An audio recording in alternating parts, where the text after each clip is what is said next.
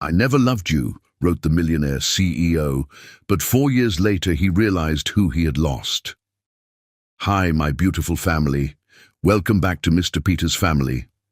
May the Almighty clothe every woman in strength that never breaks, faith that never fades, and peace that never leaves her soul. May your scars become stories of courage, your waiting turn into miracles, and your pain rise as purpose. You are the heartbeat of hope, the grace behind every victory, and the prayer that never stops working. May your nights whisper comfort, your mornings glow with promise, and your path always shine with mercy. My precious family, don't lose your voice. Your love keeps this light burning. A like is your prayer, a comment is your testimony. This is mission 1,000 likes. For every woman who still forgives, still fights, still dreams. If your heart still believes in love, like this video. If your soul walks in faith, comment, I'm with Mr. Peter. The candlelight made everything look softer than it was. Demeter Lionheart watched the flames dance across the white tablecloth, creating shadows that seemed to move with intention, like they knew something she didn't. She'd worn the emerald dress Richard loved, the one that made her feel beautiful, despite the voices in her head that whispered she'd never be enough for a man like him. The restaurant hummed with quiet conversation, the kind of elegant murmur that came from people who never worried about the cost of anything. You look nervous, Richard said across the table, his voice carrying that familiar distance she'd learned to ignore. She smiled, trying to hide the flutter in her chest. It's our anniversary. I'm allowed to be a little emotional. He didn't return her smile. Instead, he reached into his jacket and pulled out an envelope, cream-colored and official-looking. The waiter had just cleared their appetizer plates, and the weight of that envelope seemed to pull all the air from the room. What's this? Demeter asked, though something ancient and knowing in her bones already understood. Open it. Her hands trembled as she broke the seal. The words swam before her eyes, legal terminology that felt like a foreign language even as her brain translated each devastating phrase. Petition for dissolution of marriage, irreconcilable differences, division of assets. She looked up at Richard, searching his face for the joke, for the terrible prank, for anything except the cold certainty she found there. I don't understand. I think you do.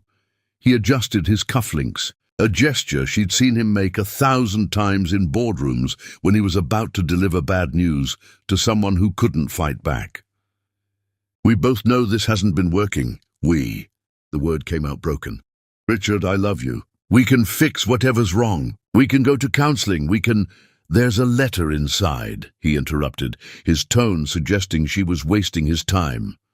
I thought it would be easier if I explained everything in writing. Her fingers found the second sheet of paper, folded beneath the legal documents. His handwriting, always so precise, covered the page with surgical efficiency. Demeter, it began, without warmth or preamble. I'm writing this because I believe you deserve honesty, even if it comes late. The truth is that I never loved you. I entered our marriage believing I could develop those feelings over time, that compatibility and shared goals would be enough. I was wrong. I've spent 2 years trying to force something that simply doesn't exist, and continuing this charade would be unfair to both of us. My family has made clear that our union was a mistake from the beginning, and I've come to agree with their assessment. You're a kind person, Demeter, but kindness isn't enough to sustain a marriage. You deserve someone who can love you the way you need to be loved, and I deserve the freedom to build the life my family expects of me. This isn't about failure on your part. It's simply about recognizing an incompatibility that can't be overcome. The settlement outlined in the divorce papers is generous and should provide you with a comfortable, fresh start. I hope you'll sign them without unnecessary complications. We can both move forward with dignity if we handle this maturely. Best wishes for your future, Richard. The restaurant continued its elegant murmur around her, completely unaware that her entire world had just collapsed into ash. She read the letter twice, then 3 times, searching for hidden warmth or reluctance or any sign that the man she'd loved for 3 years felt even a fraction of what she felt for him. "You never loved me," she whispered, the words tasting like poison. "No." He said it simply, like he was confirming a restaurant reservation. "I thought I could. I tried. But my family was right from the beginning." "Your family." Something hot and sharp cut through her shock. "This is about them, isn't it? Your mother has never thought I was good enough. Your father barely acknowledges I exist. Vivian treats me like I'm the help." "They see things clearly," Richard said, signaling the waiter for the check. "You come from nothing, Demeter. No family connections, no social standing, no understanding of what it means to be part of something larger than yourself. We've been married 2 years and you haven't given us a child. What exactly have you contributed to the Roy legacy?" The cruelty of it stunned her silent.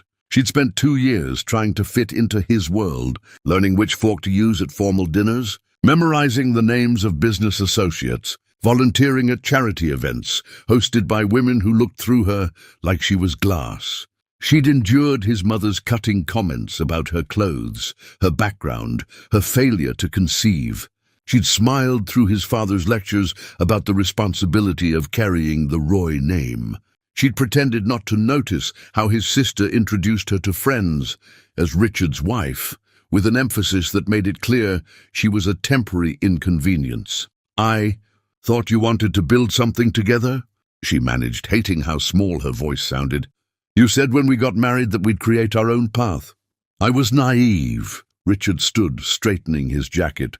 "The car will take you home. My attorney will contact you tomorrow morning to expedite the paperwork. If you sign quickly and don't contest anything, the settlement will remain as outlined. If you make this difficult, my family's lawyers will reduce it to the minimum required by law. Your choice."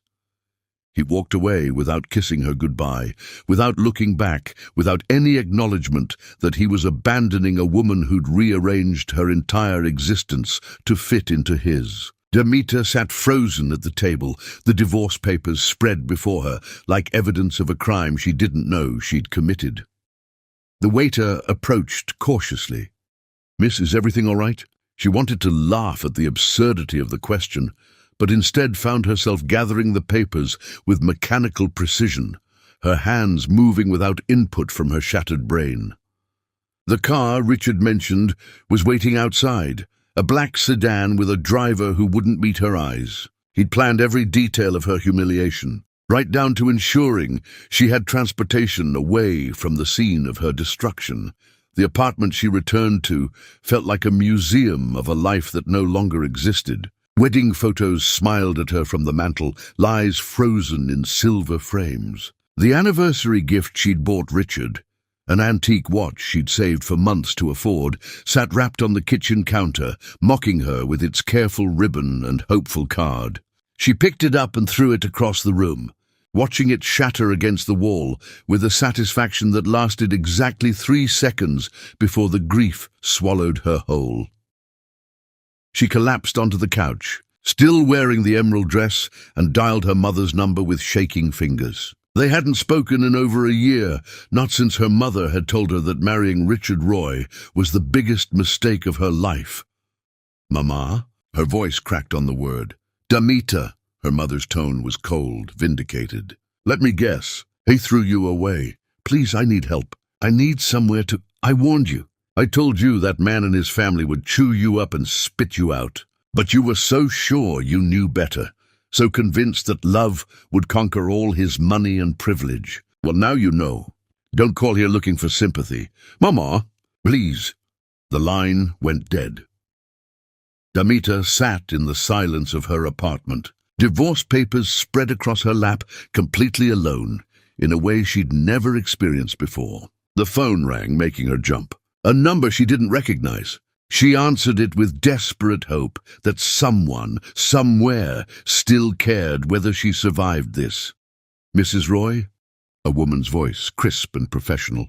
"This is Patricia Mills from Harrison and Associates. I'm calling on behalf of Mrs. Constance Roy regarding your divorce settlement." Demeter's stomach dropped. What about it? Mrs. Roy has reviewed the proposed settlement and feels it's far too generous given the brevity of your marriage and your, shall we say, limited contributions to the family. We'll be filing an amendment tomorrow morning, reducing the amount by half. Given that you brought no assets into the marriage and have no dependent children, Mrs. Roy feels this adjustment is more than fair. Do you have legal representation? I know, I don't.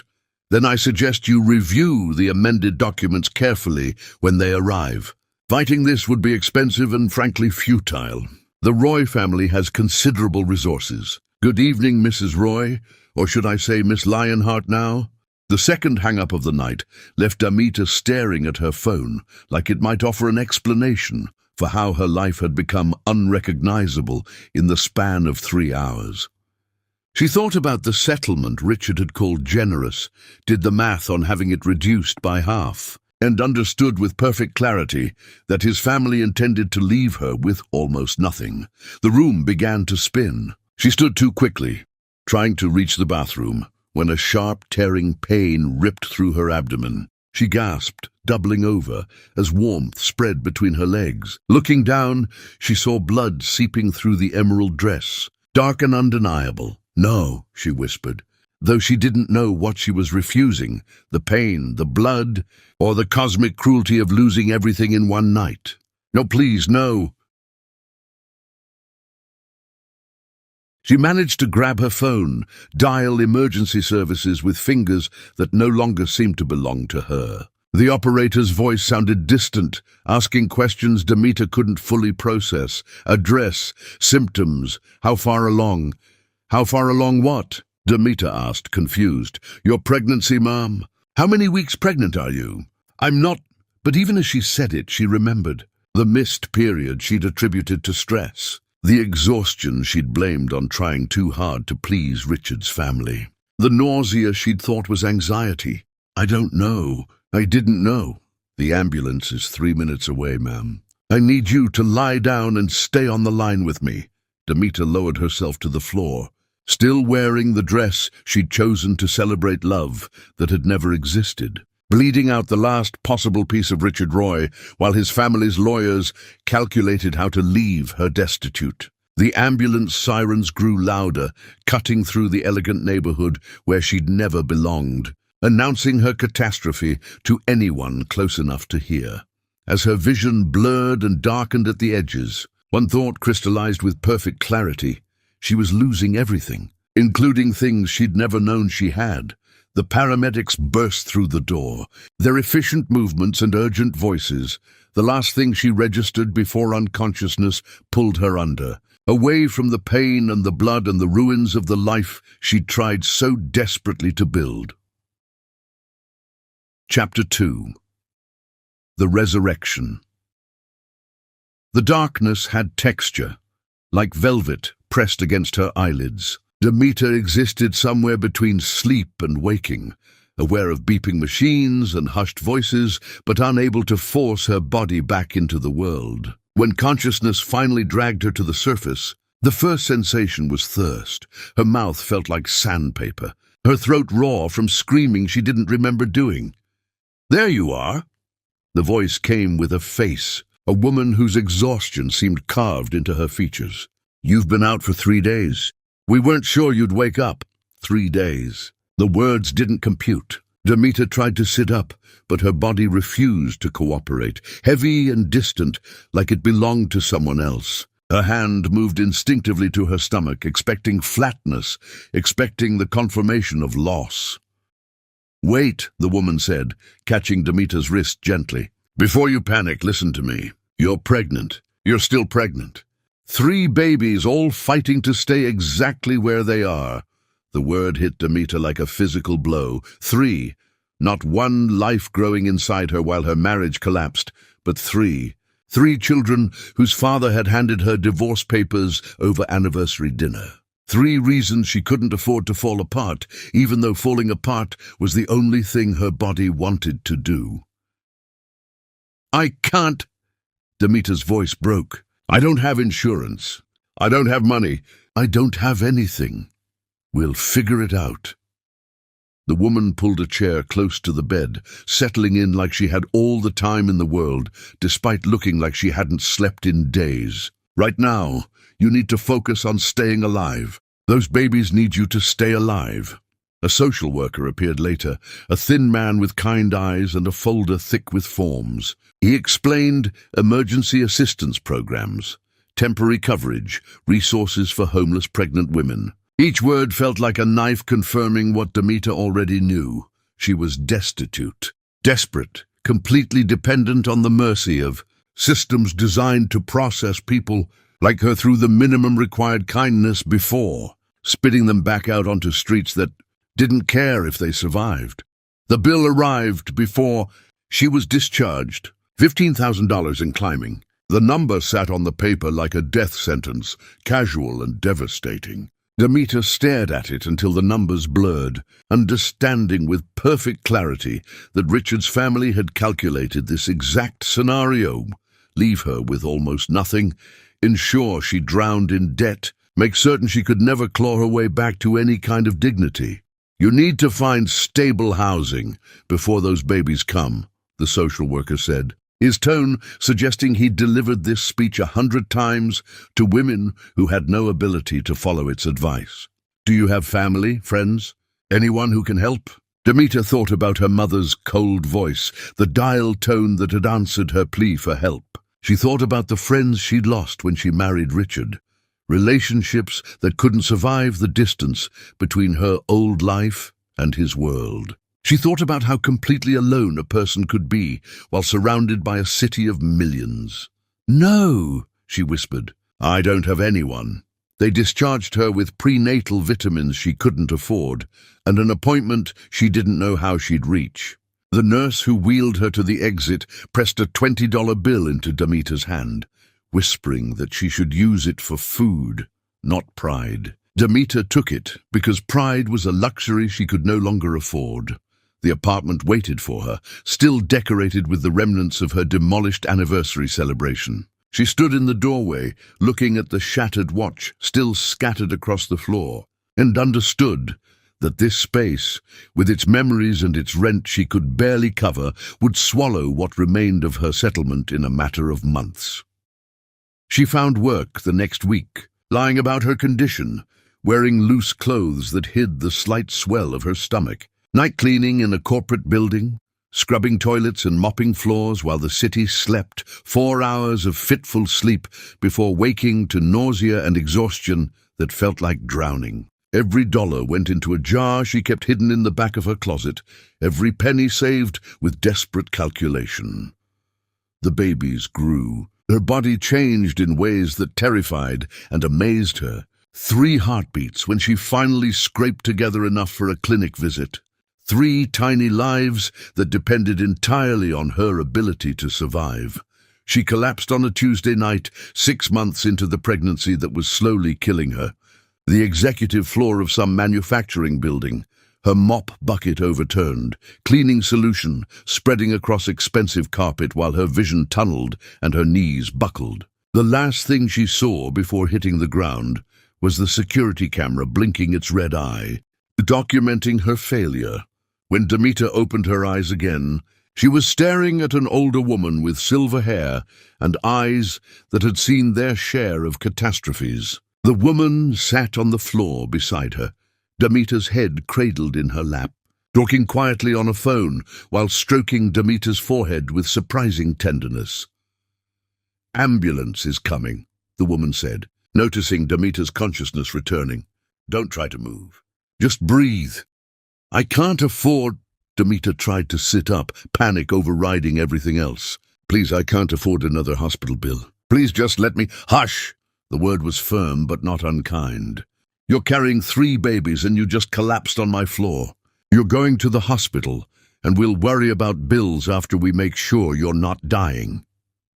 The woman rode in the ambulance with her, holding Demeter's hand while the paramedics worked, asking questions Demeter could barely answer through her tears. Name, address, emergency contact. Each answer revealing how utterly alone she was, how completely she'd fallen through every safety net that was supposed to catch people before they hit bottom.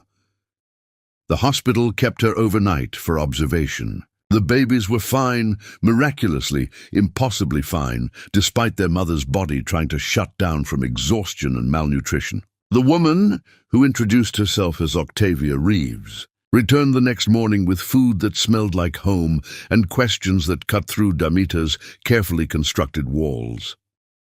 "How long have you been living like this?" Damita told her everything. The anniversary dinner, the divorce papers, the letter that stated she'd never been loved, the bleeding, the triplets, the mother who'd hung up when Damita begged for help, the settlement reduced by half, the night-cleaning job, the slow starvation disguised as survival. She told it all without crying, her voice flat and mechanical, reciting the facts of her destruction like they'd happened to someone else. Octavia listened without interrupting, her face revealing nothing until Damita finished. Then she was quiet for a long moment, studying Damita with an intensity that felt like an X-ray. "I own that building you were cleaning," Octavia said finally. "Have owned it for 20 years. Started as a seamstress 4 decades ago. Built a small textile operation. Lost everything when a partner embezzled and left me with debt I thought would bury me. Took me 15 years to crawl back. I work nights because I can't sleep anyway. And I like knowing what's happening in my properties." Damita didn't understand why she was being told this, didn't understand what confession Octavia was offering in exchange for the one she'd just given. "I need an assistant," Octavia continued. "Someone smart enough to learn fast, desperate enough to work hard, and honest enough not to steal from me the way I was stolen from. The job comes with housing, small apartment above one of my buildings. Nothing fancy, but it's clean and safe. The pay isn't much to start, but it's steady. You'd help me manage properties, learn the business, maybe eventually become something more than an assistant if you prove yourself." "Why?" Damita whispered, afraid to believe in rescue after so much devastation. "You don't know me. I could be lying about everything." "You're not lying." Octavia's certainty was absolute. "I've seen plenty of liars in 40 years of business. You're not one of them. You're just a woman who got destroyed by people who should have protected you, and now you're trying to protect the babies those same people don't even know exist. That's not lying. That's surviving." Damita wanted to refuse, wanted to insist she could manage on her own, wanted to maintain some shred of pride in the face of charity. But pride didn't feed babies. Pride didn't pay medical bills. Pride was the luxury of people who had other options. "Yes," she said, the word tasting like surrender and salvation simultaneously. "Yes, I'll take the job." Octavia smiled, the expression transforming her entire face. "Good, we start Monday. Rest until then, eat the food I brought, and stop trying to kill yourself for the sake of independence. Independence is meaningless if you're dead."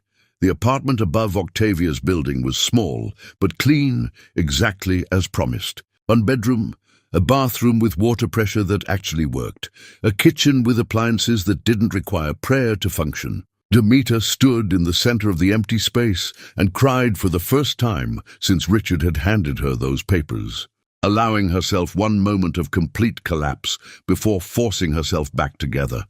The babies kicked, reminding her that collapse was a luxury she couldn't afford for long. She had 3 reasons to survive, and she would survive for them even if it killed her. Chapter 3. The Foundation. The contractions started 6 weeks early, ripping through Damita's body with a violence that suggested her children were as impatient as they were determined. Octavia drove her to the hospital at speeds that definitely violated several laws, holding Damita's hand at red lights and telling her to breathe through the pain like it was simple, like survival was just a matter of proper breathing technique. Kalen came first, screaming his arrival with impressive volume for someone who weighed barely 4 pounds. Darius followed 7 minutes later, quieter but no less furious about the eviction from his warm home. Phoenix arrived last, the smallest of the 3. So quiet the doctors worried until his tiny chest expanded with breath, and he opened dark eyes that seemed to see everything. 3 sons, 3 miracles. 3 impossible reasons to keep fighting.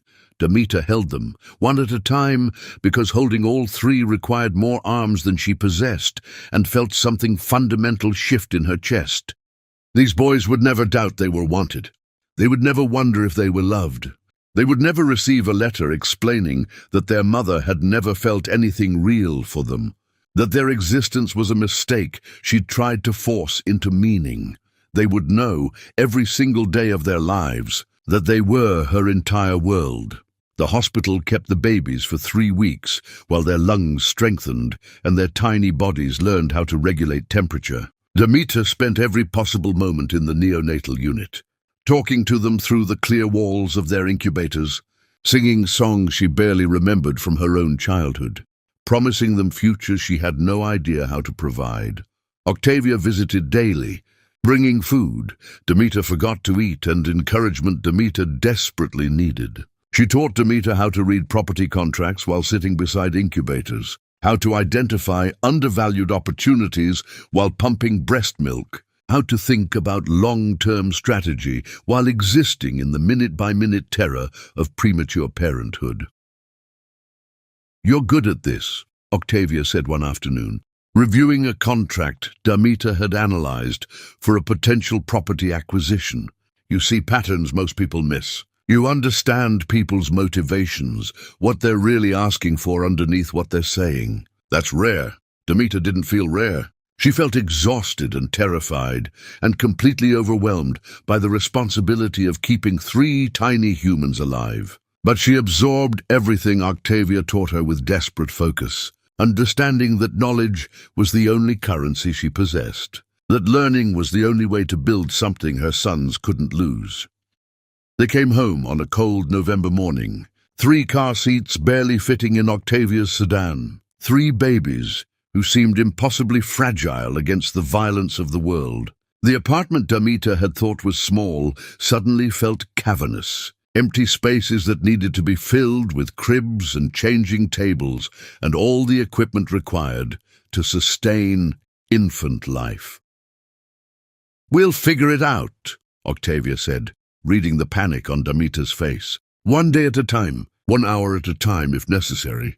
You're not alone in this."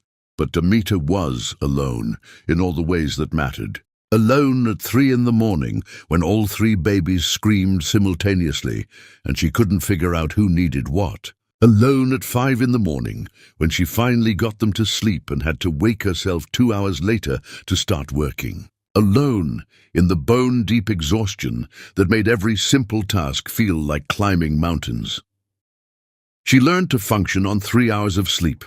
She learned to feed 3 babies with the efficiency of an assembly line. She learned to work while holding a sleeping infant, to type one-handed while bottles warmed, to exist in a constant state of motion because stopping meant collapsing and collapsing meant failing.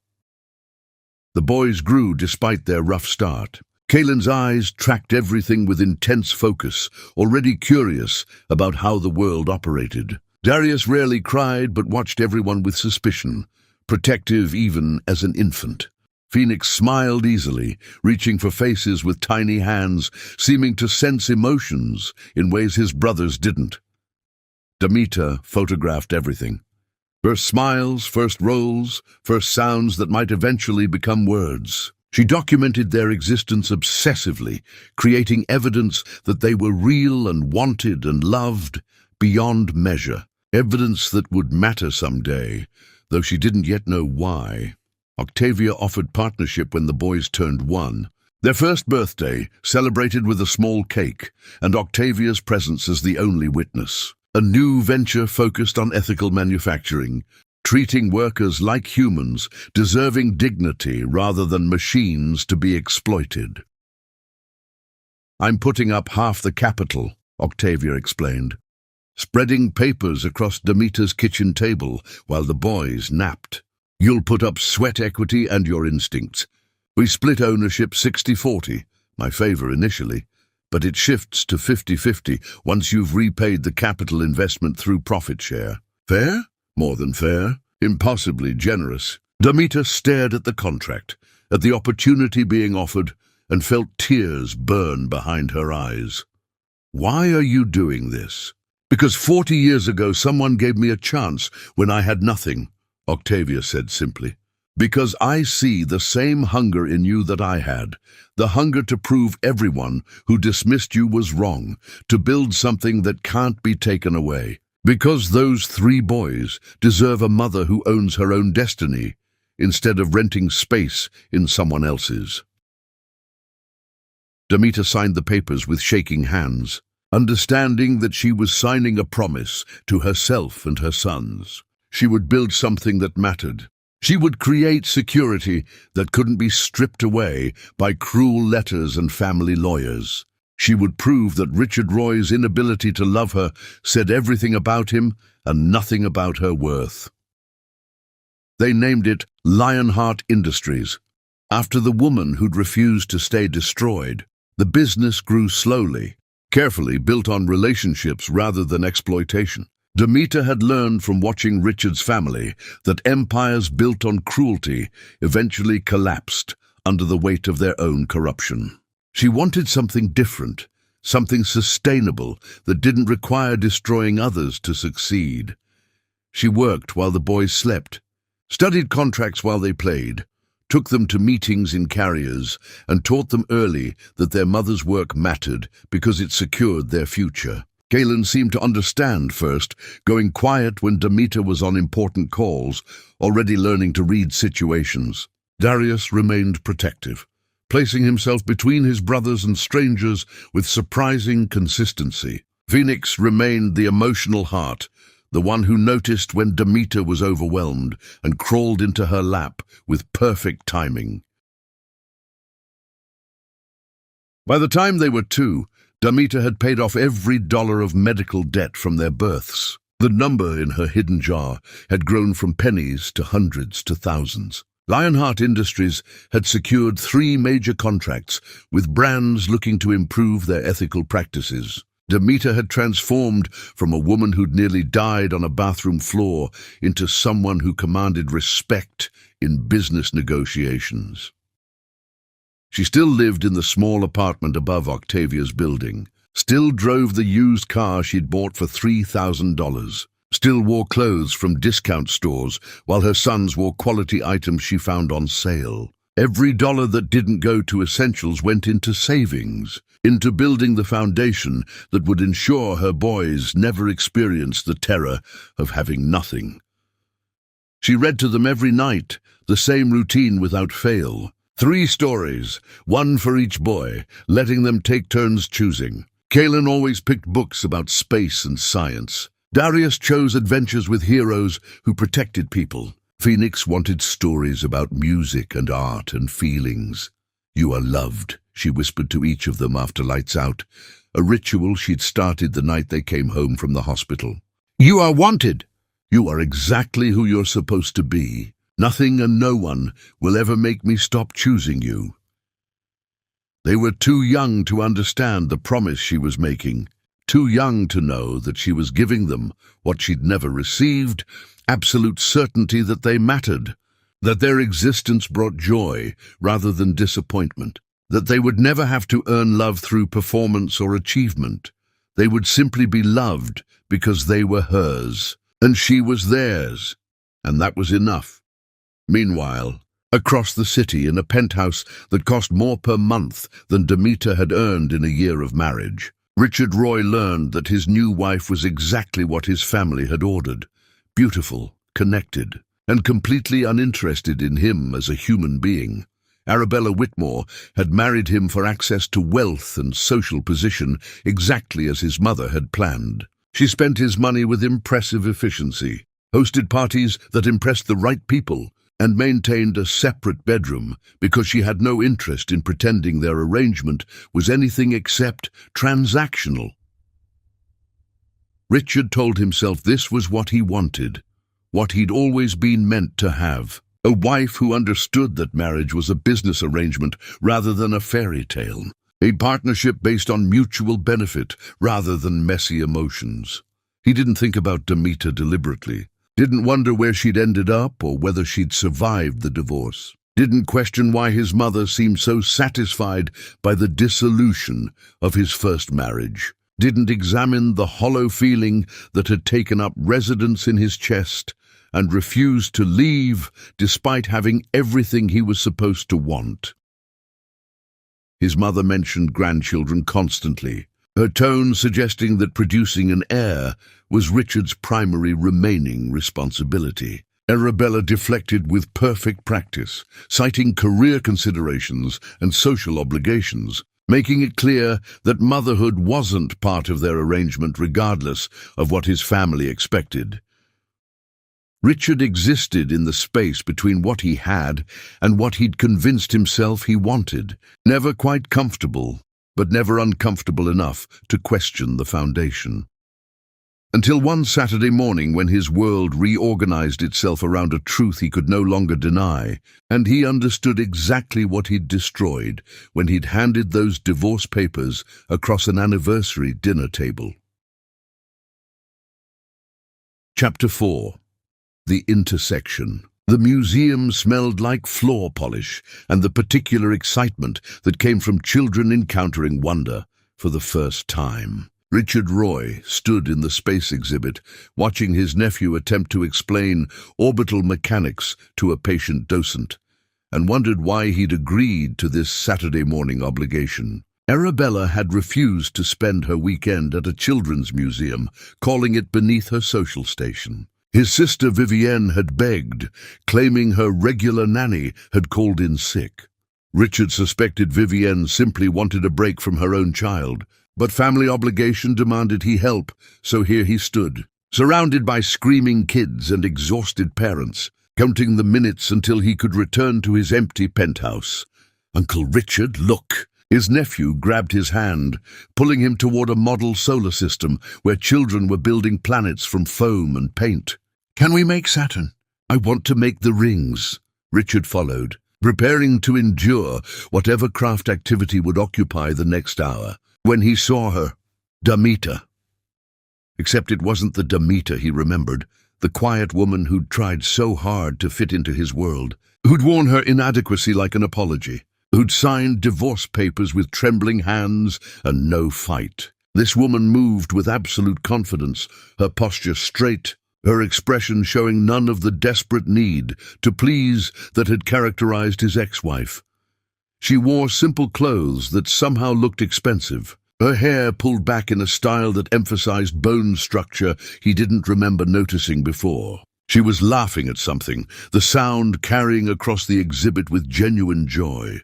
And Richard's brain tried to reconcile this self-assured stranger with the woman he'd dismissed as insufficient. Then he saw the children. 3 boys, identical in their dark curls and serious expressions, clustered around her like satellites orbiting their sun.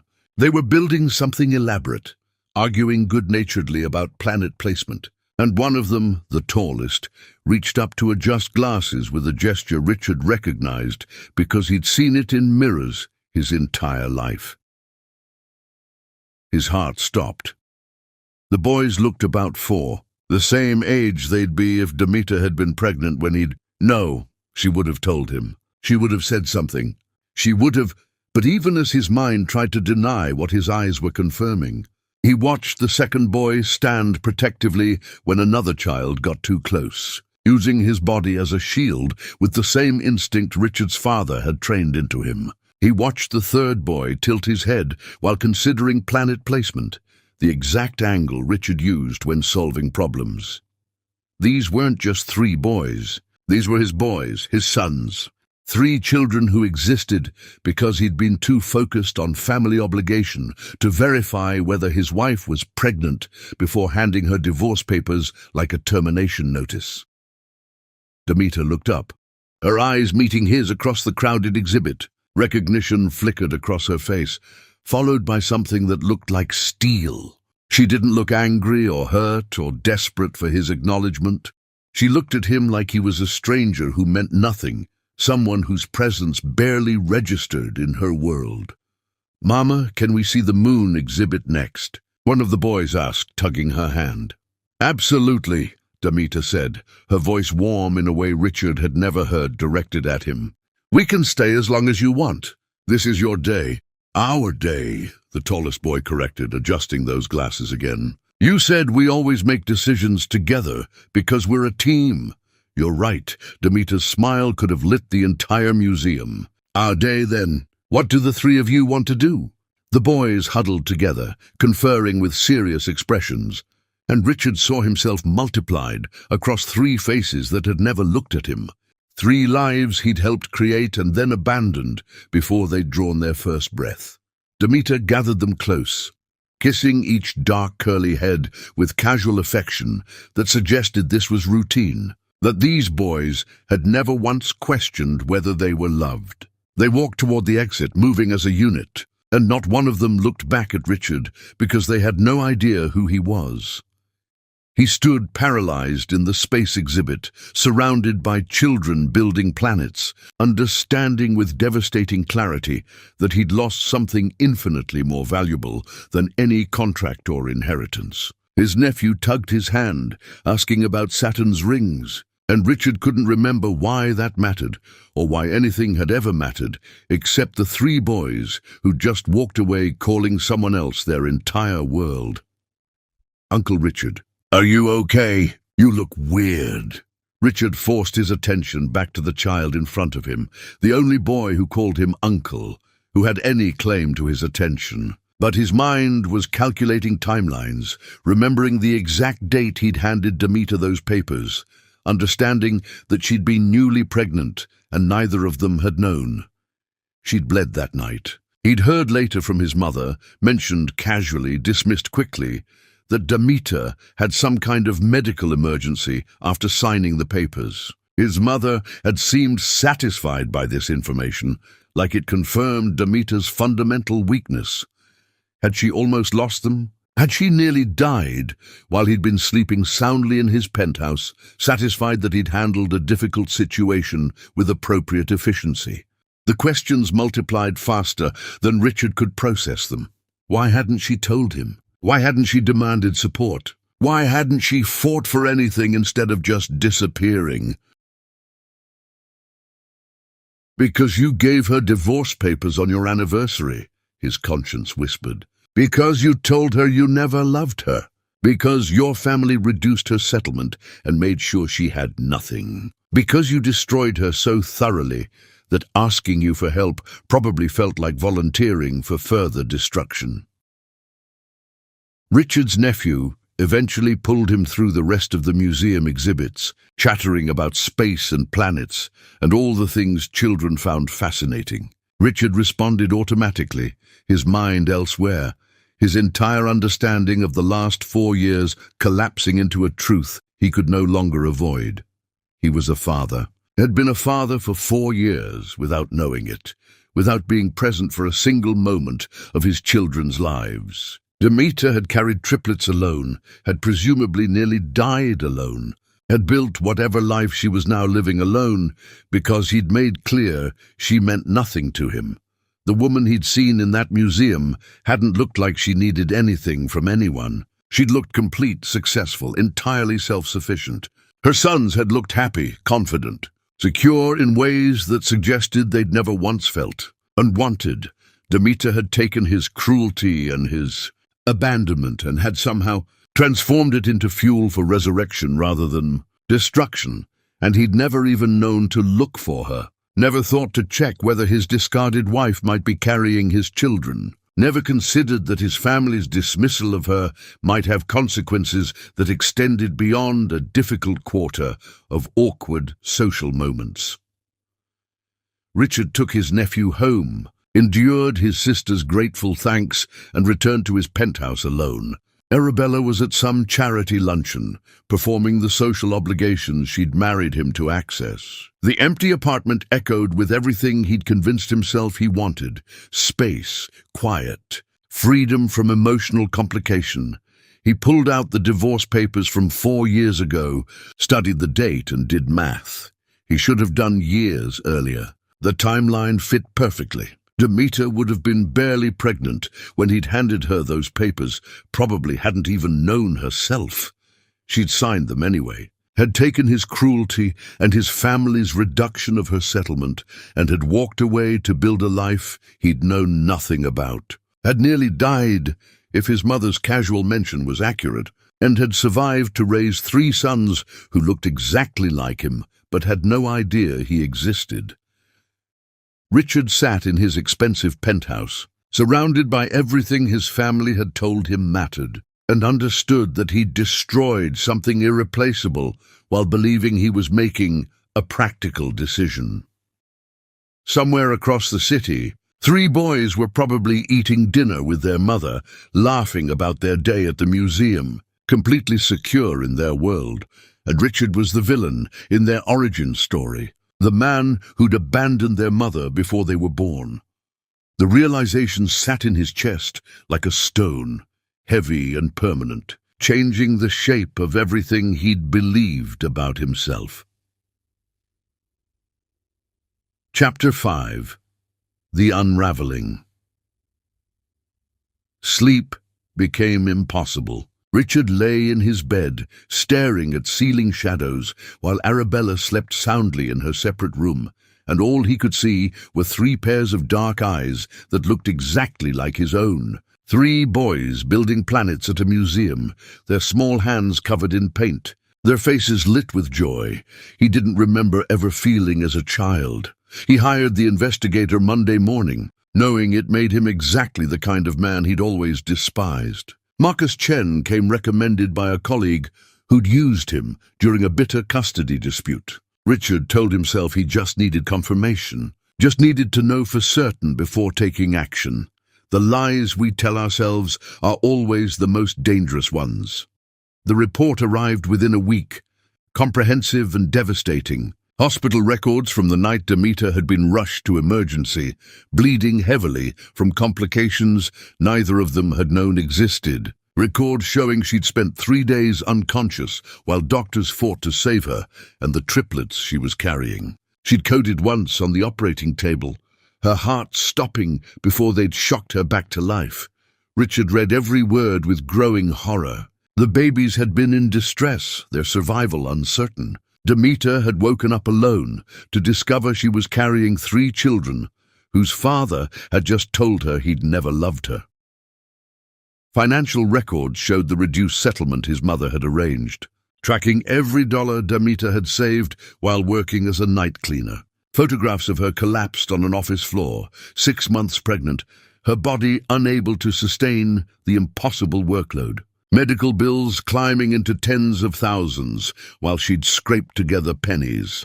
Marcus had been thorough. He'd found Octavia Reeves's involvement, documenting the older woman's decision to mentor Demeter. He'd tracked Lionheart Industries' growth from small manufacturing operation to multi-million-dollar enterprise built on ethical practices that were apparently revolutionary. In the industry, school records for all 3 boys. Galen Roy Lionheart. Richard's heart had stopped at seeing his surname hyphenated with Demeter's, attended advanced learning programs, testing multiple grade levels ahead. Darius Roy Lionheart excelled in athletics, already showing leadership qualities teachers noted consistently. Phoenix Roy Lionheart was enrolled in specialized music programs, his teachers describing him as unusually empathetic. Every form showed Demeter's signature. Every emergency contact listed only her and Octavia. Every permission slip, every field trip authorization, every school conference record showed one parent who'd shown up consistently, completely, without fail. Richard had been nowhere because he'd chosen to be nowhere. The report included recent photographs Marcus had obtained from public profiles. Demeter at industry events, commanding rooms full of executives. Demeter at her son's school functions, laughing with other parents. Demeter and the boys at parks, at restaurants, at activities that showed a life so full and complete that Richard's absence had left no visible void.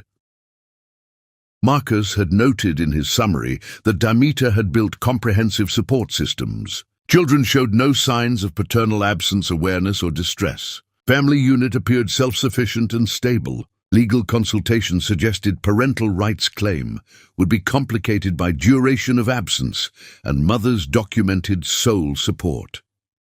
Translation. Demeter had built a life so complete that Richard had become irrelevant to it. He tried to approach her at Lionheart Industries headquarters on a Thursday morning, arriving without announcement because he knew she'd refuse a meeting if he requested one properly. The building was modest but well-maintained, the lobby decorated with photographs of workers who looked happy rather than exploited. Security stopped him before he reached the elevator. A professional woman with kind eyes but absolute firmness informed him that Mrs. Lionheart wasn't available and could he please schedule an appointment through proper channels. "I'm the father of her children," Richard said, hating how desperate he sounded. "Then you should understand why she doesn't want to see you." The guard's tone remained polite, but her hand moved to her radio. "Please leave, or I'll have to call the police." Richard left, humiliated and furious. He tried calling, but his number was blocked. He sent letters to her office that were returned unopened, refused stamped across the envelopes in red ink. He waited outside the boys' school one afternoon, just wanting to see them again, to confirm they were real and his. A different security guard, this one male and much larger, approached within minutes. "Sir, you need to leave this area immediately. The school has been notified of your presence and has filed a trespassing complaint. I just want to see my sons." "You don't have sons here, sir. These children have a mother and a family that doesn't include you. Leave now, or I'm calling the police." Richard drove away, shaking with rage at being dismissed like a criminal when all he wanted was acknowledgement of children who carried his DNA. He was their father. He had rights. He had legal standing, whether Demeter wanted to admit it or not. His obsession consumed him completely. He stopped attending meetings at work, delegating responsibilities while he researched family law and parental rights. He studied photographs of his sons until he could identify which one was which by tiny differences in their expressions. Kaelin's serious focus, Darius's protective alertness, Phoenix's open curiosity. Arabella discovered the investigation report on a Tuesday evening, finding the folder Richard had left in his study. He came home to find her in the living room, the document spread across the coffee table, her face twisted with fury. "What is this?" She held up a photograph of Demeter with the boys. "Who are these children?" "My sons," Richard said, too tired to lie. "From my first marriage." "Your first marriage that lasted 2 years and produced no children?" Arabella's voice rose with each word. "These boys are 4 years old, Richard. Which means you've been lying about your first wife, about what happened, about everything." "I didn't know." "She never told me she was pregnant. I found out by accident when I saw them at a museum. I'm trying to—" "You're obsessed," Arabella interrupted, her tone cold. "You've spent thousands of dollars investigating your ex-wife and stalking children who clearly want nothing to do with you. Do you understand how pathetic that is? How absolutely humiliating for me? This isn't about you. Everything is about me." Arabella threw the folder at him, papers scattering. "I married Richard Roy, successful CEO, socially connected, perfect family background. I didn't marry a pathetic man, pining after his ex-wife, who clearly upgraded after leaving him. Look at her, Richard. Look at these photographs. She's successful, she's beautiful, she's raising your children without you, and she's doing it better than you ever could have helped her do." The words hit harder because they were true. Demeter had taken his abandonment and transformed it into fuel for resurrection. She'd become someone extraordinary, while he'd remained exactly what his family had trained him to be: cruel, transactional, emotionally unavailable. "I'm filing for divorce," Arabella announced, already pulling out her phone. "I'm citing abandonment and emotional cruelty, and I'm selling this story to every society column that will print it. Richard Roy's pathetic obsession with the nobody he divorced. It'll destroy whatever reputation you have left." She kept her promise. By Friday morning, the story was everywhere. Society pages that usually celebrated the Roy family Instead, published pieces about Richard's desperate stalking of his ex-wife and the children he'd abandoned before birth. The photographs were unflattering. Richard outside the boys' school, Richard approaching Demeter's office building, Richard clearly spiraling. His mother called, her voice vibrating with rage. "What have you done?" "I found out Demeter was pregnant when I divorced her," Richard said flatly.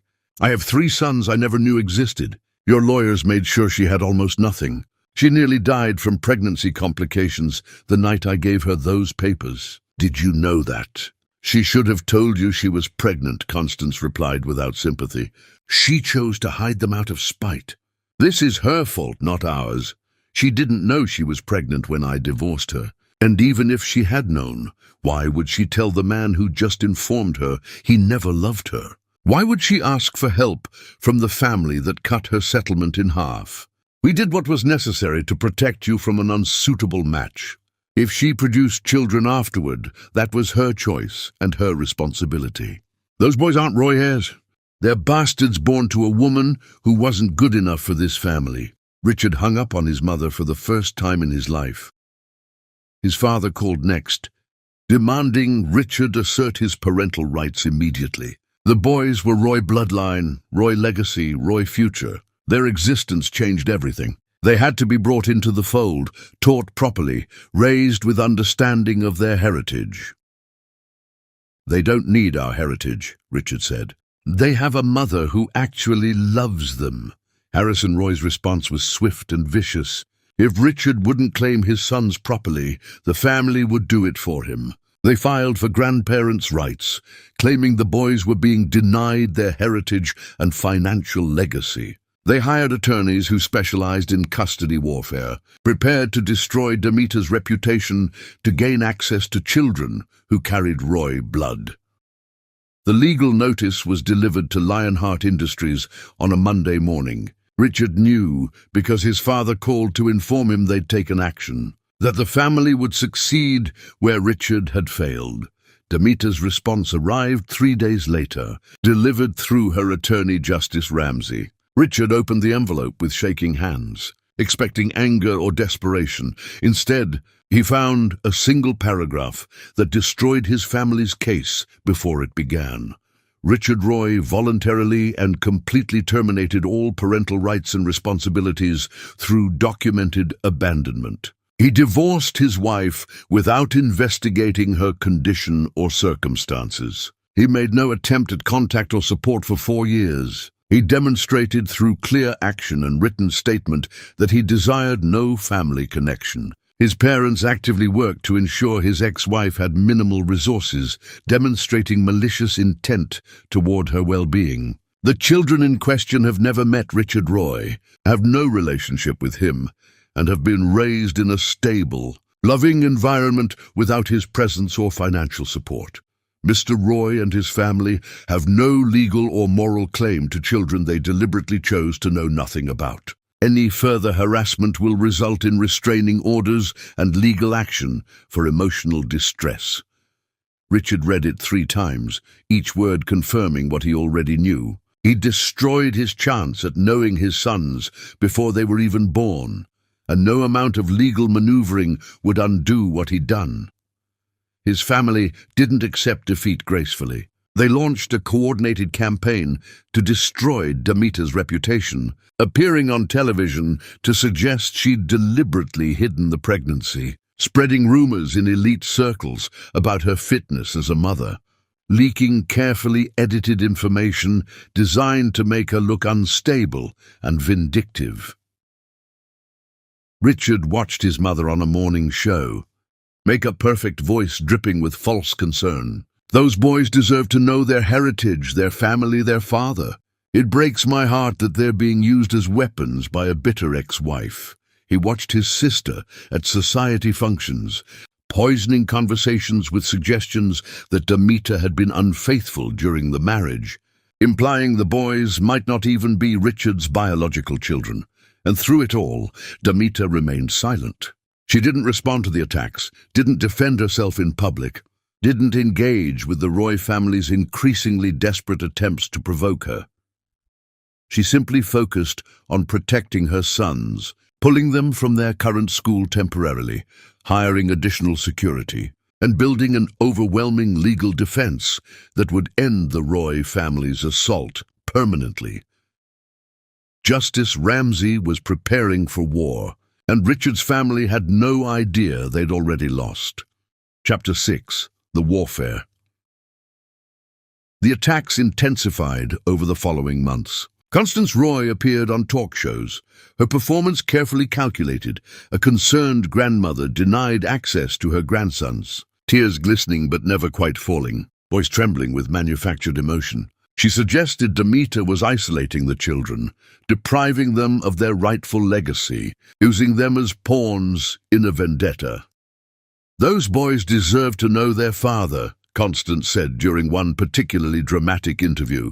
"They deserve to understand where they come from, to have access to the opportunities their heritage provides. It's heartbreaking to watch a mother's bitterness rob children of their birthright." Harrison Roy's legal team worked differently, filing motion after motion demanding paternity tests, claiming grandparents' rights, arguing that the Roy family's wealth and social standing meant they could provide advantages Demeter couldn't match. They painted her as a single mother of modest means, overwhelmed by triplets clearly in over her head. Vivian operated in the social sphere, her whispers more dangerous than her parents' public campaign. She lunched with influential women, suggesting that Demeter had been unfaithful during her marriage to Richard, implying the boys might not even be Roy blood. She dropped hints about Demeter's background, her lack of education, her inability to properly raise children of such significant lineage. The rumors spread through elite circles like poison, each repetition making them stronger, each whisper adding details that made the lies sound more credible. Anonymous sources leaked stories to society columnists about Demeter's supposed instability, her questionable practices, her use of children as leverage. The articles never said anything directly actionable, nothing that could be definitively traced back to the Roy family. But the pattern was clear. They were trying to destroy her credibility before the custody case reached court. Demeter watched it happen from the safety of her office, Justice Ramsey sitting across from her, his expression grim as he monitored each new attack. He was a man in his 60s who'd built his career defending people the legal system usually crushed. And he'd taken Demeter's case after reading about the Roy family's assault. "They're making a mistake," Justice said, making notes. "Every television appearance, every leaked story, every post, it's all documentation of harassment. They're building our case for us.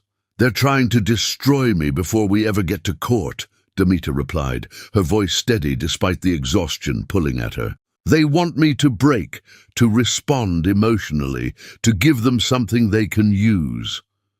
Are you going to?" Ow! The word was absolute. "My sons are watching how I handle this. I'm teaching them that real strength isn't about fighting every battle. It's about protecting what matters and refusing to let cruel people dictate your actions." She'd pulled Kaylin, Darius and Phoenix from their regular school, enrolling them temporarily in a private academy with actual security protocols. She'd hired protection for her home and office. She'd restructured her entire life around keeping her boys safe from a family that viewed them as property rather than people. The boys knew something was wrong, but didn't understand the specifics. Demeter had explained simply, some people were being unkind, and they needed to be extra careful for a while. Kaylin had nodded with serious understanding, already too perceptive. Darius had asked if he needed to protect everyone, his small face fierce. Phoenix had simply hugged her, sensing her stress. Through everything, Demeter refused to speak Richard's name around her sons. They knew they had a biological father who wasn't present, but she'd never painted him as a villain or poisoned them against him. She'd simply told them the truth in age-appropriate terms. Their father had made choices before they were born, and those choices meant he wasn't part of their family. The boys had accepted this with easy adaptability. They had their mother, they had Octavia, they had security and love and consistent presence. The absence of a father was simply a fact, no more emotionally weighted than having brown eyes or curly hair. Justice Ramsey built their defense with systematic precision. He collected every piece of documentation, medical records from Demeter's near-death experience, financial records showing the Roy family's reduction of her settlement, evidence of her sole support of the boys from birth. He gathered testimony from doctors, teachers, neighbors. The picture that emerged was devastating to the Roy family's case. Demeter hadn't hidden her pregnancy out of spite. She'd been bleeding out in a hospital, fighting for survival, while the man who'd just divorced her slept soundly in his penthouse.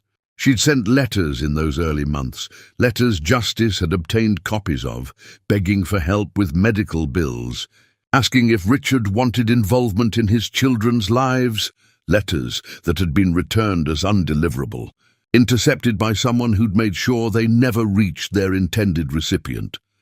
Justice couldn't prove who had interfered with the mail. Not yet, but he had the letters and their return dates. He had evidence that Demeter had tried to notify Richard, had attempted to give him the choice to be involved. He had proof that she'd been systematically prevented from reaching him.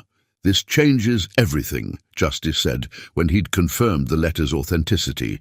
"It proves you didn't deliberately hide the pregnancy. You tried to tell him. Someone made sure he never knew."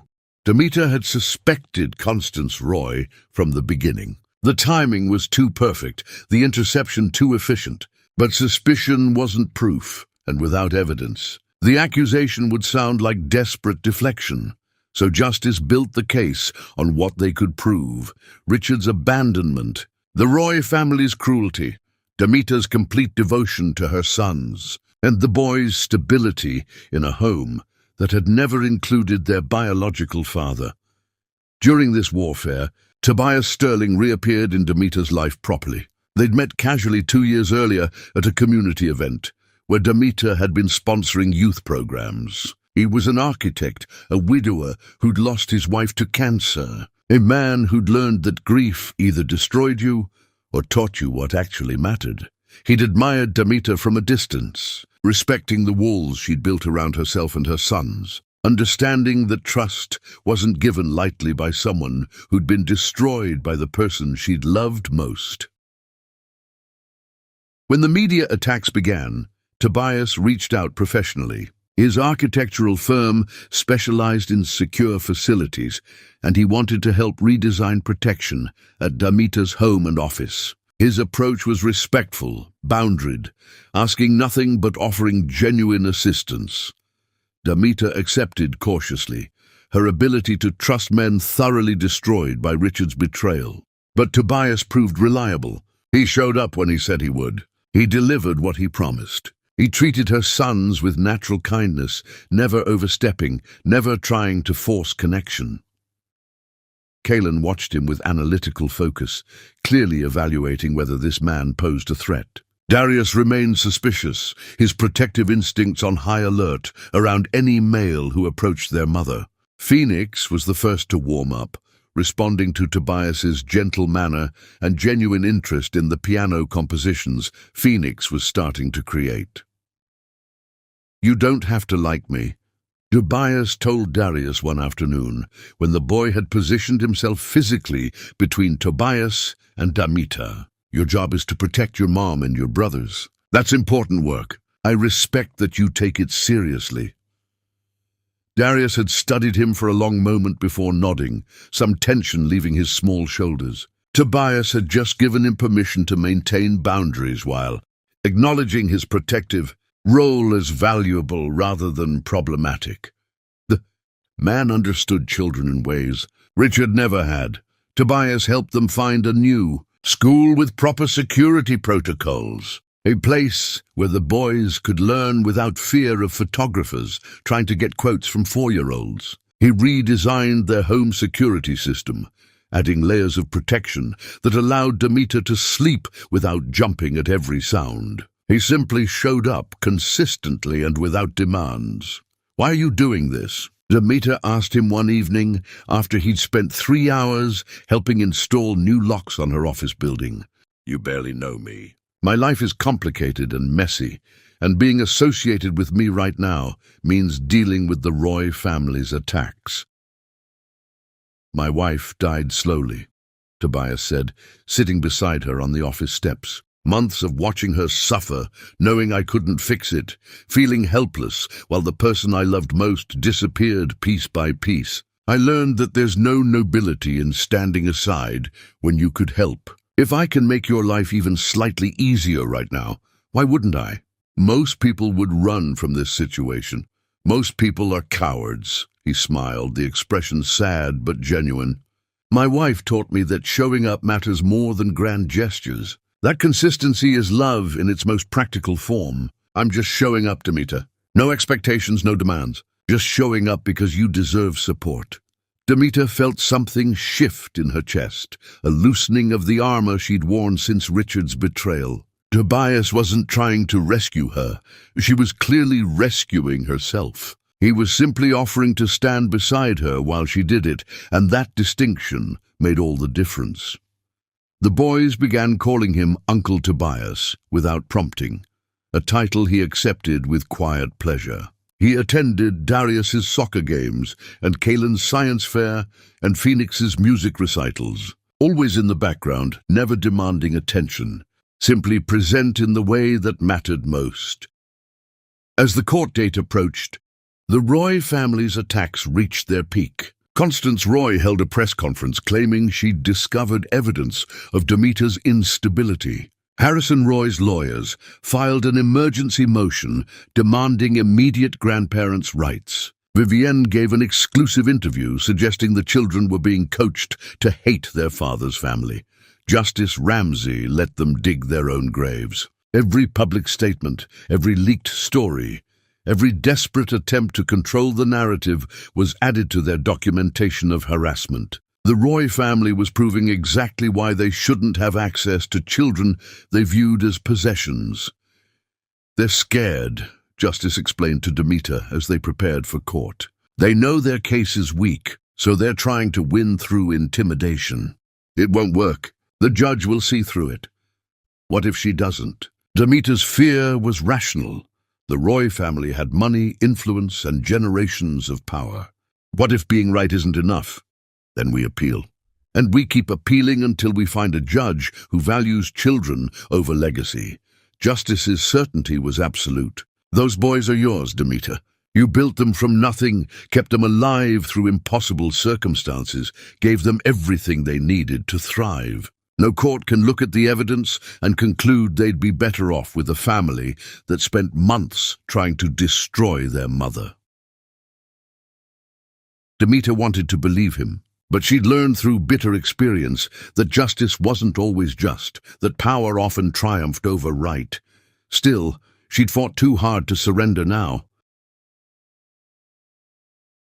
The night before the custody hearing, Demeter sat with her sons in their living room, reading them stories like always. 3 books, one for each boy, the routine they'd maintained since they were babies. Galen chose a book about space exploration. Darius selected an adventure story about heroes. Phoenix picked a tale about a musician who brought people together. After lights out, Demeter whispered the same promise she'd given them every night of their lives. "You are loved. You are wanted. You are exactly who you're supposed to be. Nothing and no one will ever make me stop choosing you." Tomorrow, she would prove those words in court. Tomorrow, the Roy family would learn exactly what happened when you underestimated a mother protecting her children. Chapter 7. The Reckoning. The courthouse steps were chaos. Cameras, reporters, spectators drawn by weeks of society-page drama. The Roy family arrived in calculated formation, Harrison and Constance in front, projecting authority and concern, Vivienne beside them wearing an expression of wounded dignity. Richard came last, looking diminished beside his family's certainty. Demeter entered through a side entrance, with Justice Ramsey and Tobias avoiding the circus. She wore a simple navy dress, her hair pulled back, no jewelry except small earrings. She looked like exactly what she was, a working mother who'd been forced to defend her right to raise her own children. The courtroom filled quickly.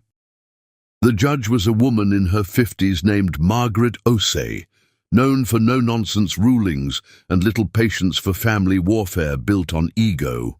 She reviewed the filed documents while everyone settled, her expression revealing nothing. "This is a petition for grandparents' rights, filed by Harrison and Constance Roy," Judge Osei began, her voice cutting through murmurs. "The respondent is Demeter Lionheart, mother of the minor children Kaylin, Darius, and Phoenix Roy Lionheart. Before we begin, I want to be clear. I don't care about family legacy, social standing, or who has more money. I care about what's best for 3-4-year-old boys.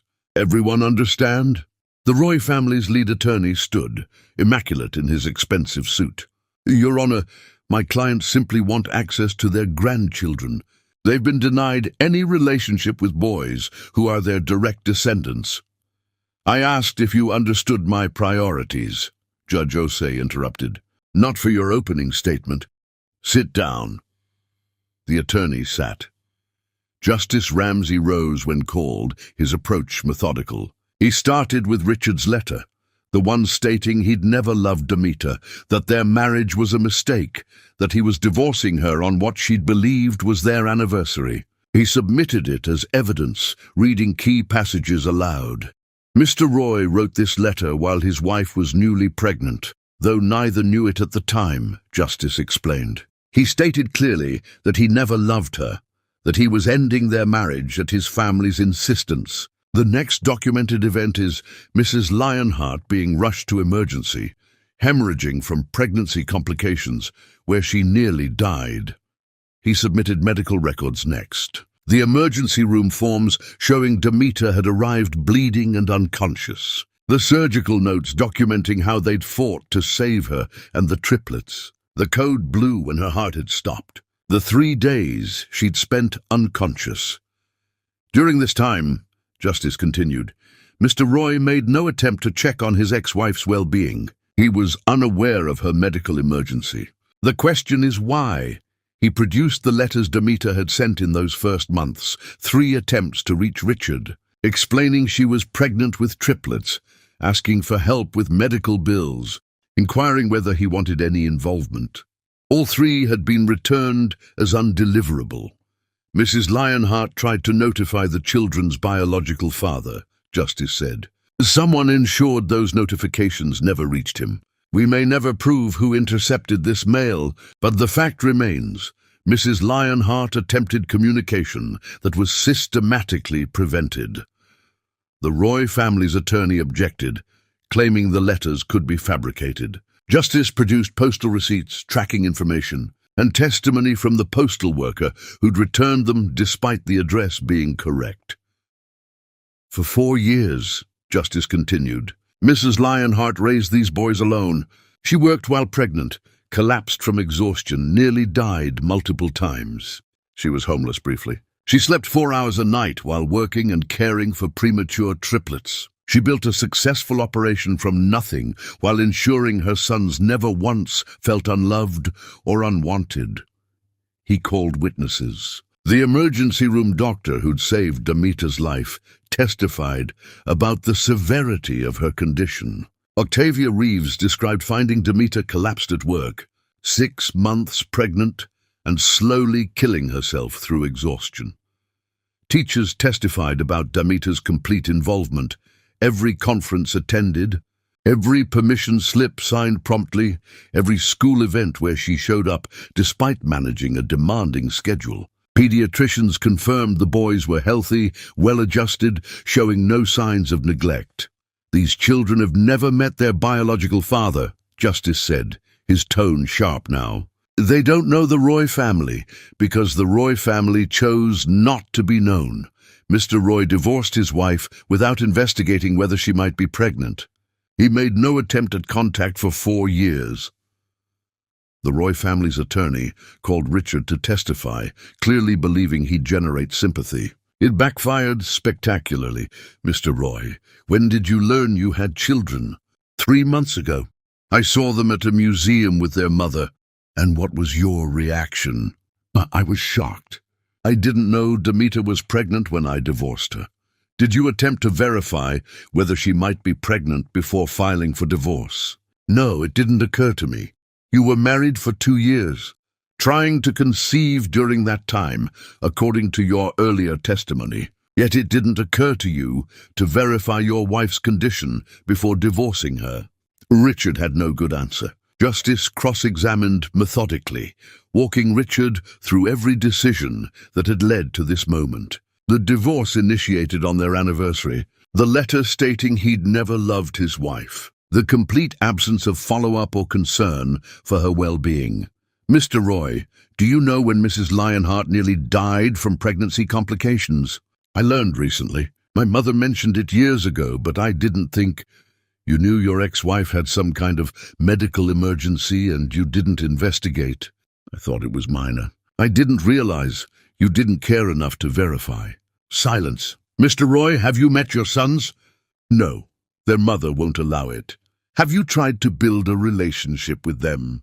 I've tried to see them, but she has security that blocks me. You hired a private investigator to surveil your ex-wife and children. You waited outside their school. You attempted to force contact despite clear indication it wasn't wanted. That's not trying to build a relationship, Mr. Roy. That's stalking. Richard's attorney objected, but the damage was done. Richard looked exactly like what he was, a man trying to force his way into lives he'd abandoned, motivated by guilt rather than genuine love. The Roy family called Constance next, clearly hoping her grandmother performance would sway the judge. It was a catastrophic miscalculation. Mrs. Roy, you reduced Mrs. Lionheart's divorce settlement by half. Why? The original settlement was too generous for such a short marriage. You felt it necessary to ensure your former daughter-in-law had minimal resources to survive? I felt it necessary to protect my son from a gold digger. A gold digger who was nearly dying in a hospital, pregnant with your grandchildren. I didn't know she was pregnant at the time, but you knew she'd had some kind of medical emergency, correct? Your son testified you mentioned it to him. Constance's carefully maintained mask slipped slightly. I may have heard something about a hospitalization. Justice produced phone records showing Constance had called the hospital the day after Demeter's emergency admission, inquiring about a patient under her former name. The hospital had confirmed a patient by that name was in critical condition. You knew Mrs. Lionheart nearly died, Justice said quietly. You knew she was in critical condition. You reduced her settlement anyway, ensuring she'd have minimal resources to recover. That's not protecting your son, Mrs. Roy. That's cruelty. The courtroom was silent. Constance Roy, for the first time in the proceedings, had no response that wouldn't make her look worse. Justice called his final witness, a child psychologist who'd spent time with Kaylin, Darius, and Phoenix. The psychologist testified that the boys were remarkably well-adjusted, secure, and emotionally healthy. They'd never expressed confusion about their family structure, never asked about their biological father, never shown signs of feeling incomplete. These children have never known parental absence, the psychologist explained.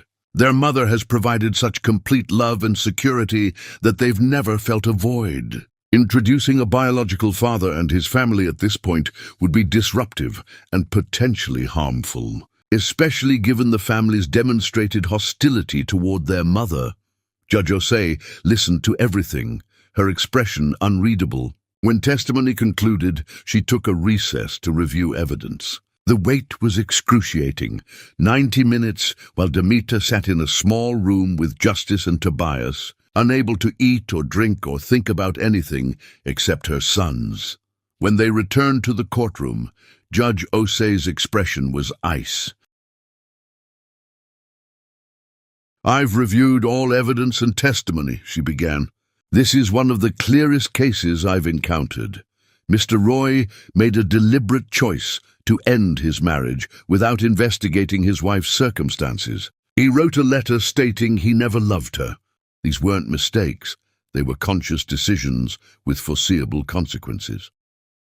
She looked directly at the Roy family, her gaze sharp.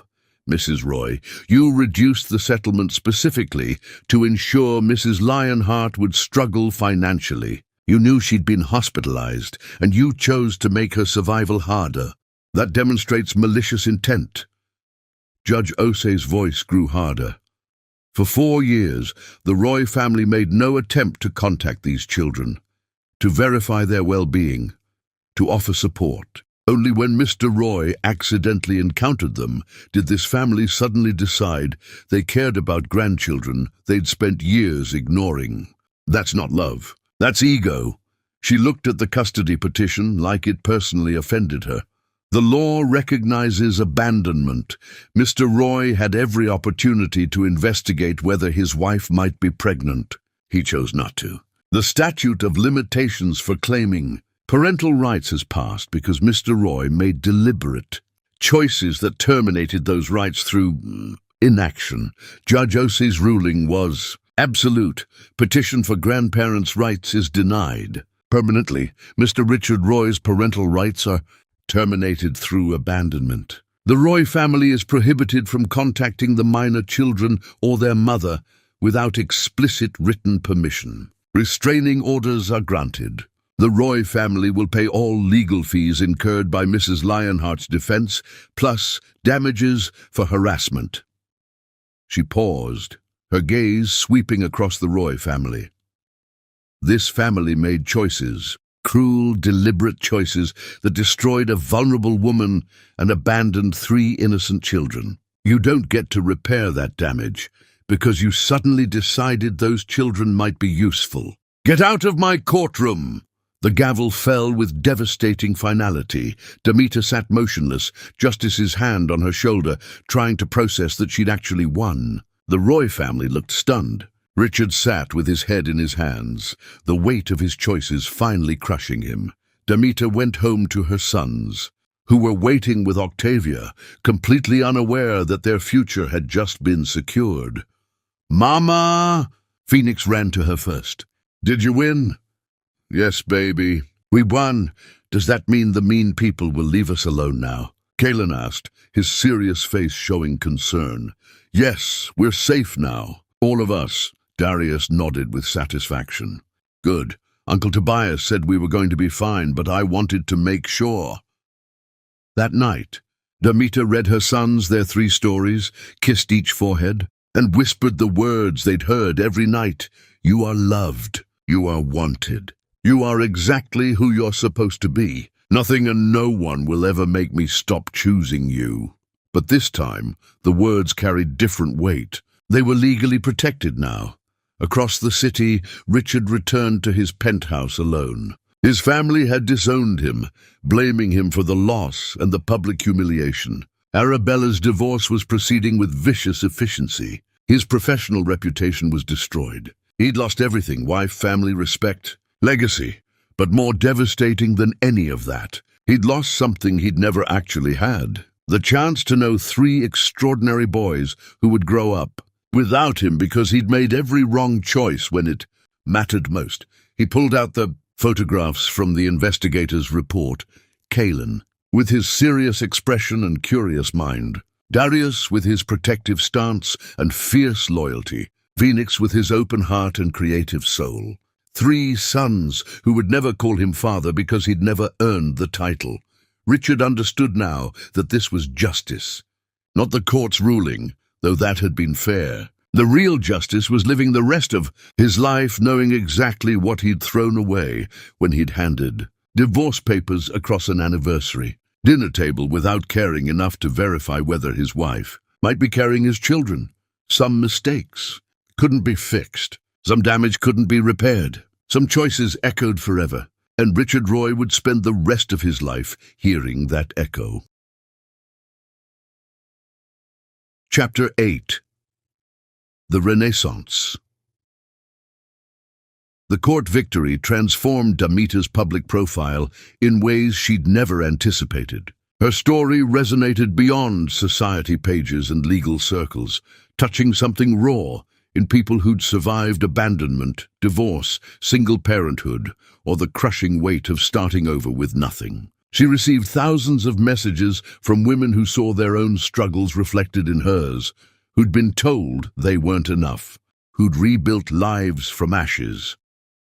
Lionheart Industries experienced unprecedented growth as companies wanted to partner with someone who represented genuine resilience. Her manufacturing operation expanded into new facilities, each one maintaining the ethical standards she'd established: fair wages, dignified conditions, transparency in every transaction. Major brands competed for contracts with a woman who'd proven that integrity and profit weren't mutually exclusive. Demeter used her platform deliberately. She created mentorship programs specifically for women rebuilding after divorce or financial devastation, pairing them with successful women who'd survived similar circumstances. She partnered with Octavia to establish housing and job training programs, creating pathways out of poverty for people the system usually abandoned. She published a book, not because she wanted fame, but because a publisher had approached her with an offer she couldn't refuse: complete editorial control and significant advance payment. She wrote about economic survival and emotional resurrection, about building futures from ruins, about teaching children that their worth wasn't determined by who'd abandoned them. The dedication was simple. For Octavia, who showed me that rescue sometimes looks like opportunity, and for every woman who had to become her own salvation, the book became a phenomenon, topping bestseller lists and generating speaking invitations Demeter mostly declined. She wasn't interested in celebrity. She was interested in helping people survive what she'd survived, in creating systems that caught falling people before they hit bottom the way she had. Through everything, Tobias remained constant. He'd been present throughout the legal battle, never demanding attention, but consistently showing up. He attended the boys' activities, Darius's soccer games, where the 5-year-old played with fierce determination, Kalen's science fairs, where he presented projects that impressed teachers, Phoenix's piano recitals, where he performed compositions that made audiences cry. Tobias never tried to replace anyone or claim authority he hadn't earned. He simply loved Demeter for exactly who she was: strong, scarred, successful, protective. He loved her sons because they were remarkable humans, not because of obligation or bloodline. Their relationship deepened slowly over 18 months of friendship before shifting into romance. Demeter had needed time to trust again, to believe that a man could actually want her without agenda, could love her without trying to diminish her strength. Tobias had given her that time without complaint, understanding that trust was built through consistent action rather than pretty words. He proposed on an ordinary Tuesday evening, the boys already in bed, Demeter exhausted from meetings. He didn't get on one knee or create elaborate production. He simply looked at her across the kitchen table and said what he'd been feeling for months. "I love you. I love your sons. I love the family we've become together. I want to make it official, but only if that's what you want too. No pressure, no expectations. Just offering, because I'd be honored to be your husband and their father. If you'll have me," Demeter had cried.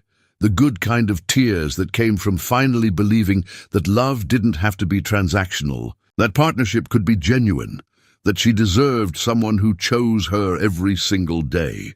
"Yes," she'd whispered. The word carrying weight. She'd never thought she'd give it again. "Yes, I want that. We want that." Tobias had kissed her forehead, then her cheeks, then her mouth, sealing a promise he'd already been keeping for months. "I see you, I choose you. I'm staying." The boys were thrilled when they learned about the engagement.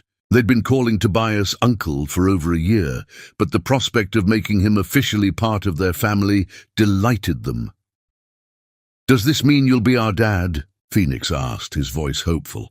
"Only if you want me to be," Tobias replied carefully. "I know you have a biological father, even if he's not part of your life."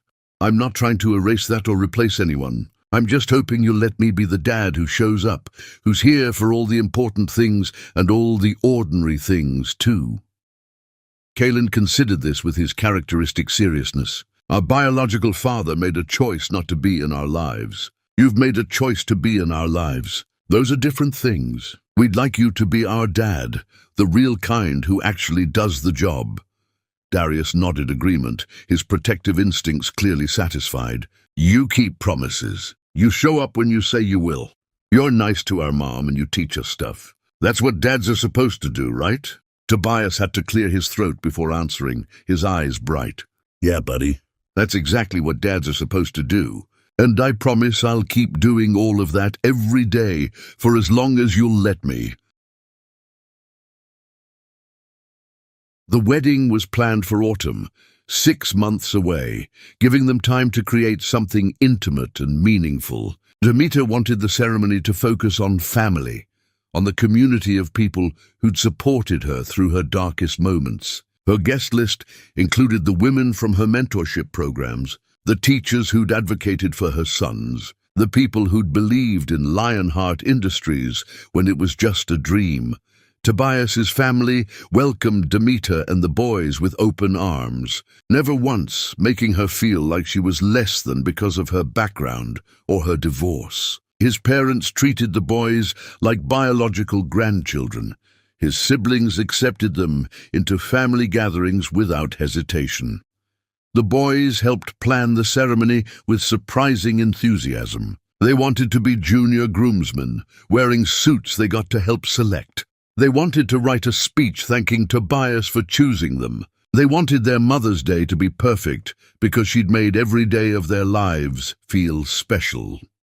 6 months before the wedding, Richard's world imploded in a way that made previous devastation look mild. His mother suffered a massive stroke, the kind that reshaped bodies and minds, leaving her paralyzed and struggling to speak. Richard went to the hospital despite everything, unable to completely sever the connection to a woman who'd shaped him, even if that shaping had been toxic.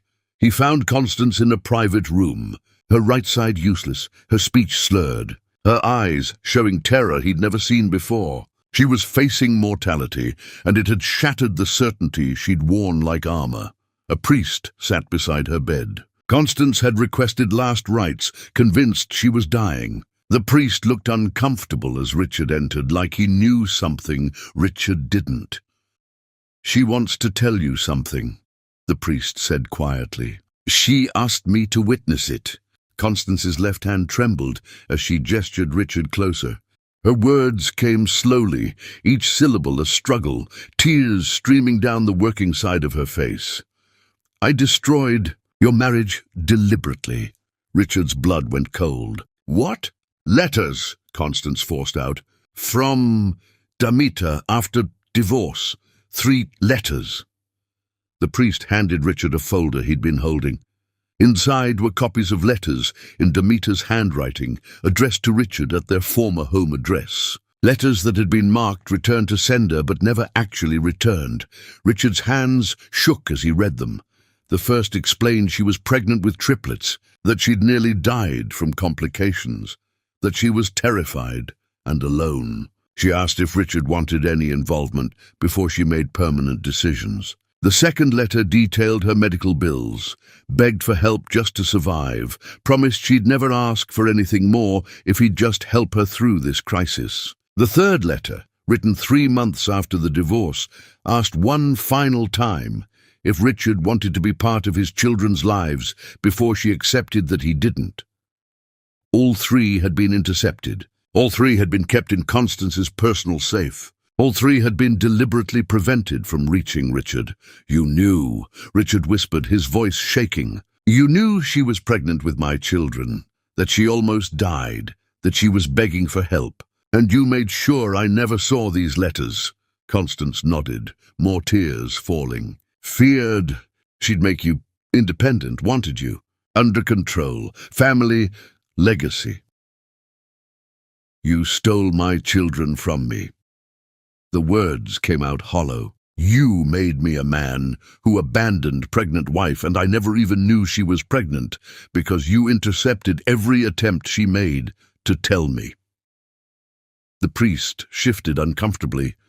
"She wanted you to know the truth before she died, wanted to confess while she could still speak."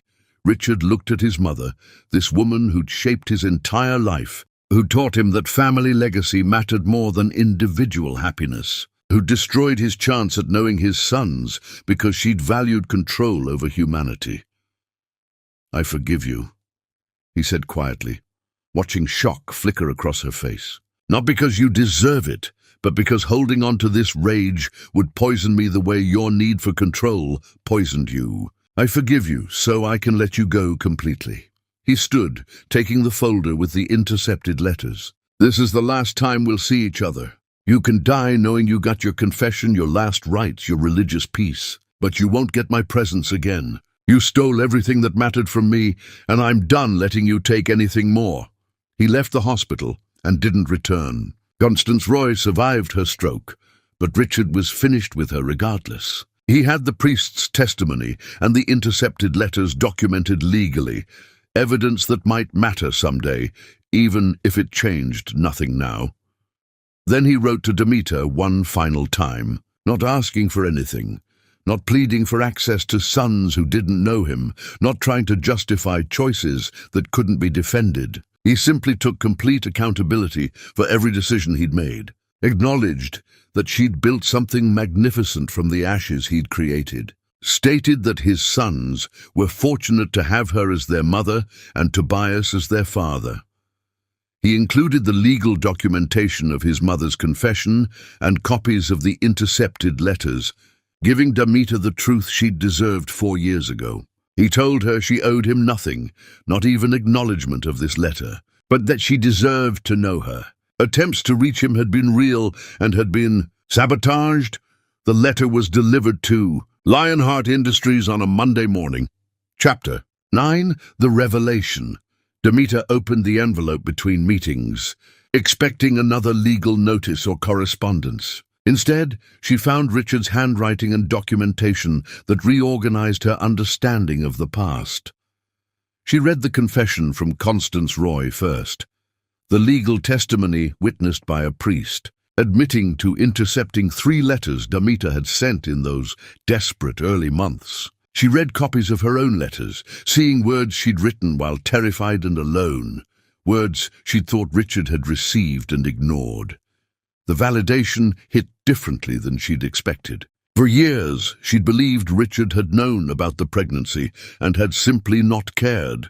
She'd thought her desperate pleas for help had been met with deliberate silence, that his abandonment had been even crueler than she'd imagined.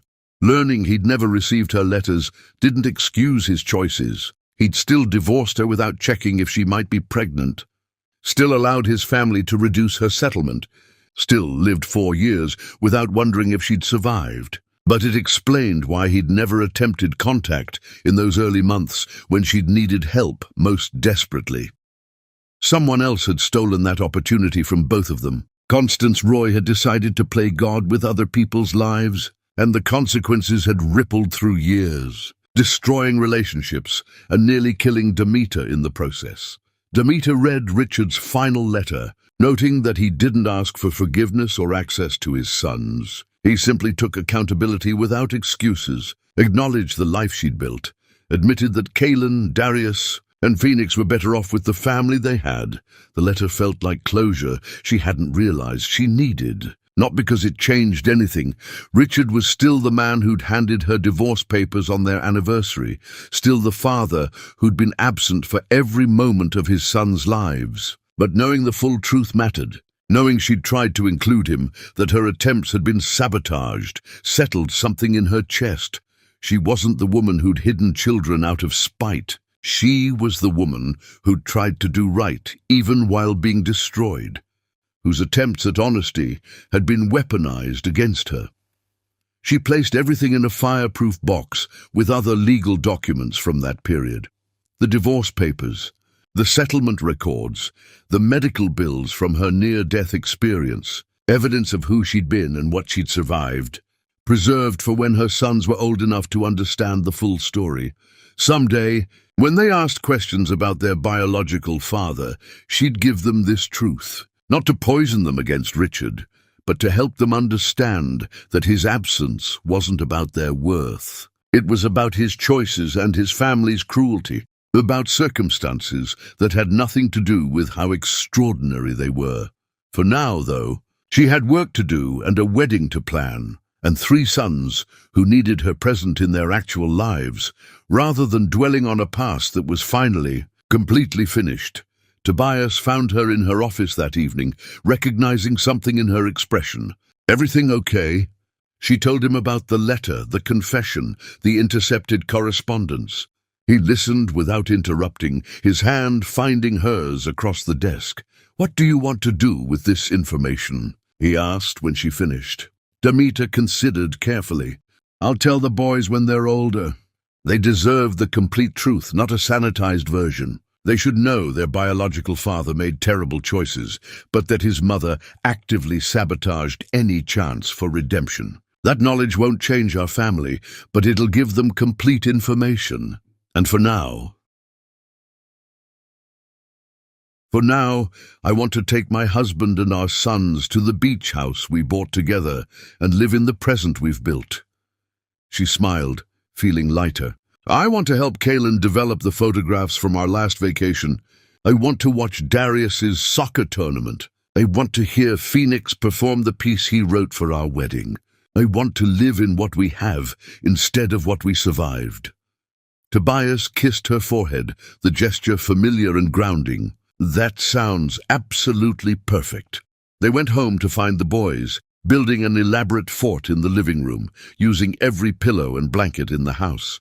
Octavia sat in the middle of the construction, clearly having enabled this chaos, looking delighted with herself.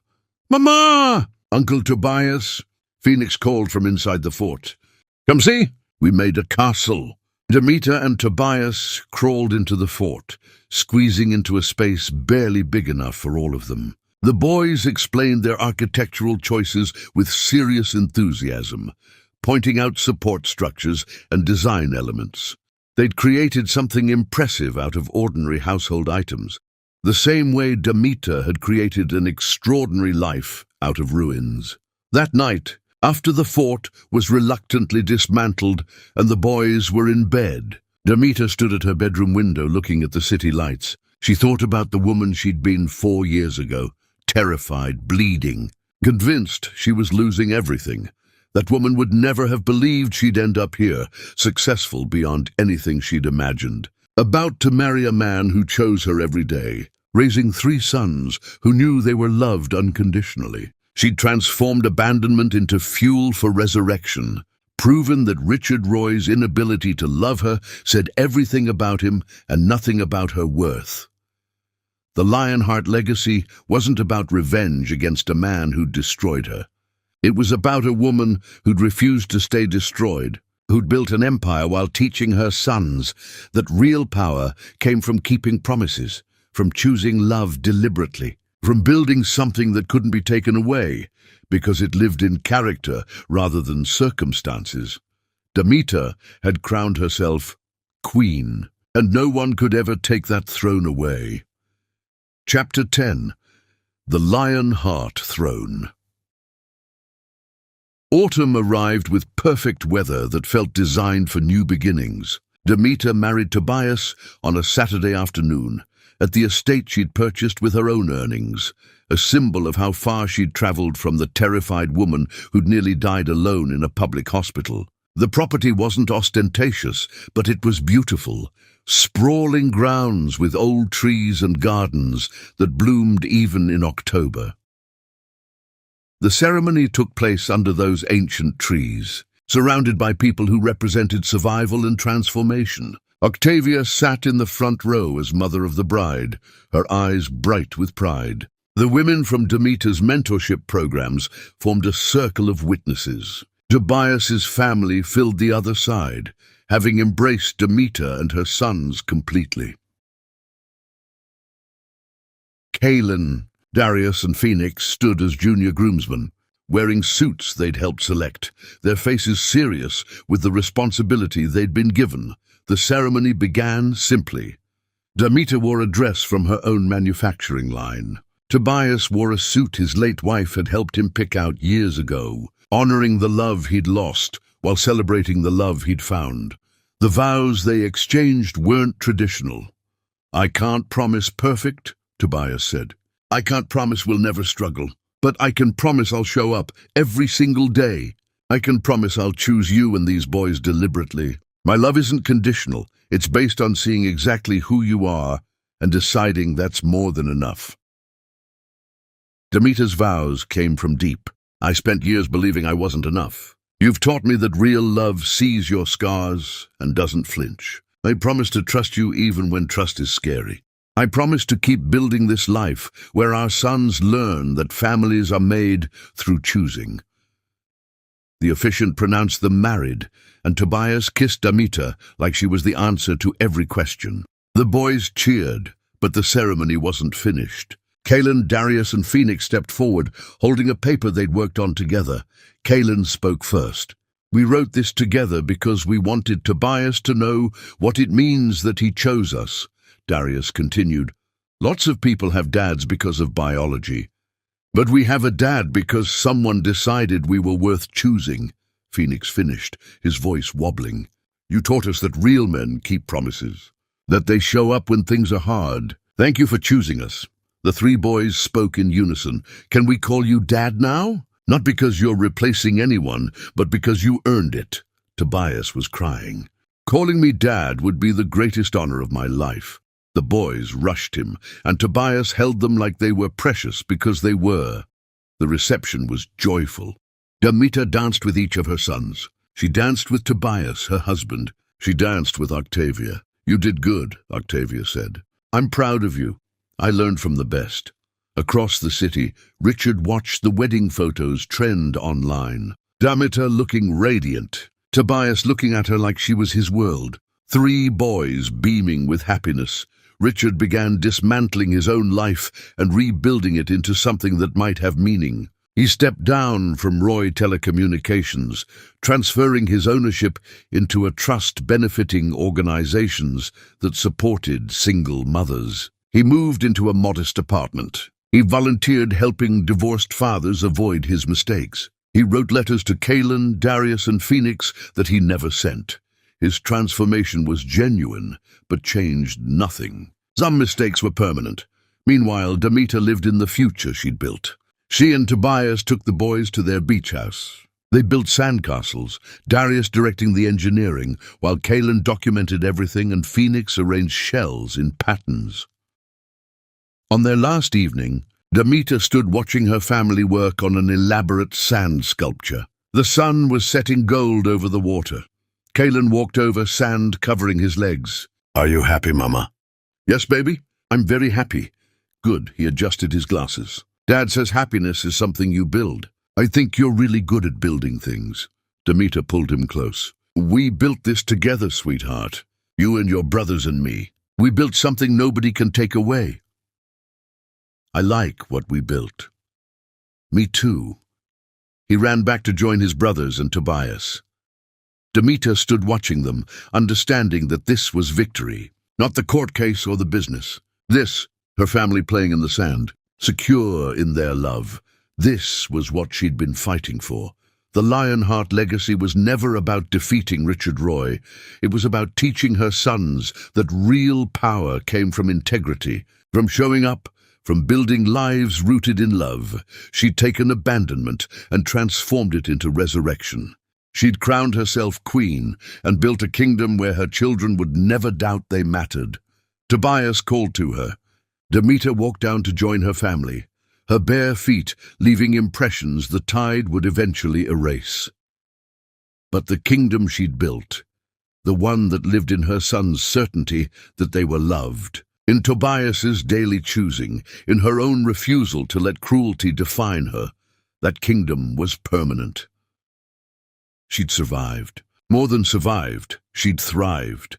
That was the Lionheart legacy, not revenge, not bitterness, just love. Chosen deliberately, built intentionally, protected fiercely.